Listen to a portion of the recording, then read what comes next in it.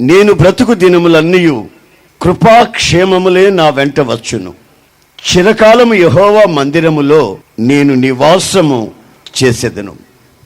గమనించండి, గొర్రెల్ని కాచుకుంటున్నటువంటి ఒక చిన్నవాడు తన జీవితంలో దేవుని మందిరాన్ని గూర్చి, దేవుని సన్నిధిని గూర్చి చాలా విషయాలు చాలా క్షుణ్ణంగా తన కీర్తనల్లో వ్రాస్తూ ఉన్నాడు.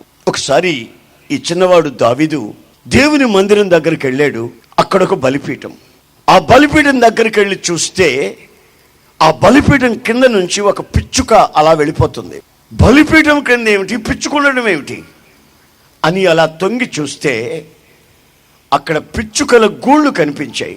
అప్పుడు చాలా బాధపడిపోయాడు.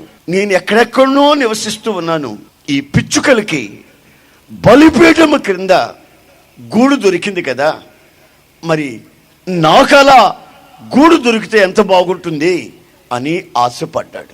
మరొకసారి దేవుని మందిరం దగ్గరకు వచ్చినప్పుడు ఆ గుమ్మాన్ని చూసి, ఈ గుమ్మం దగ్గర ఒక్కరోజు నేను నివసిస్తే ఎంత బాగుంటుంది, అది నాకు అసాధ్యమైంది కదా అని బాధపడిపోయాడు. ఆయన ఈ కీర్తన రాస్తున్నప్పుడు తన జీవితంలో ఎన్నెన్నో మేళ్ళు జరిగాయి. ఆ మేళ్ళన్నిటిని ఒక్కసారి మనస్సులో పెట్టుకొని చివరికి ఈ మాట అంటున్నాడు. ఆయన అంటాడు, నా బ్రతుకు దినములన్నింట కృప క్షేమము నా వెంట వస్తున్నాయి. నా తలకి ఆయన నూనె రాస్తున్నాడు.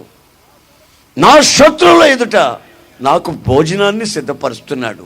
నా గిన్నె నిండి పొంగి పొర్లేటట్టు చేస్తున్నాడు.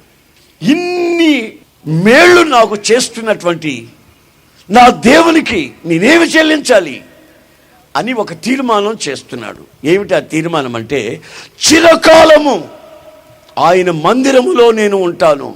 ఎల్లప్పుడూ ఆయన మందిరములో, నా జీవితకాలం అంతా ఆయన మందిరములో నేను ఉంటాను అని ఒక తీర్మానం చేస్తున్నాడు. కృతజ్ఞత కలిగిన ప్రతి ఒక్కరూ దేవుడు చేసిన మేళ్ళని తలంచుకున్నప్పుడు చిరకాలం ఆయన మందిర ఆవరణలోనే ఉండిపోదామనే ఆశ కలుగుతుంది. అలాంటి ఒక తీర్మానము కలుగుతుంది.